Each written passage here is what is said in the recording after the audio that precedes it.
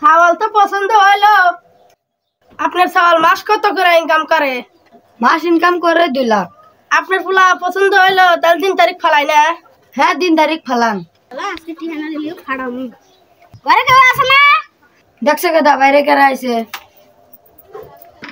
কি কোন শুরু আজকে তো কমাইছি রো।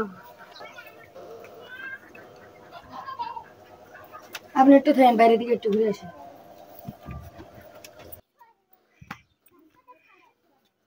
এক বছর ধরে টেহা আনছাও, টেহা দেন না কে? বাইলা হে কোন আমার ছাগল দিক করেছে না, এই গড়গড়া মানুষের নাম তারা মনে হবে না। আজকে আমি মানবই না, মেলা দিন ধরে টেহা আনছাও না। আজকে আমাকে টেহা দোয়া লাগবে, তাহলে এনতে আমি যাম না। যাচ্ছে কেদা ঘর থেকে টেনে আয়। তোমরা খেলা থাকো বস, টেহা নাও গেছেন টেহা দাস্তাও না, দাও সুগার টেহা না লাগে।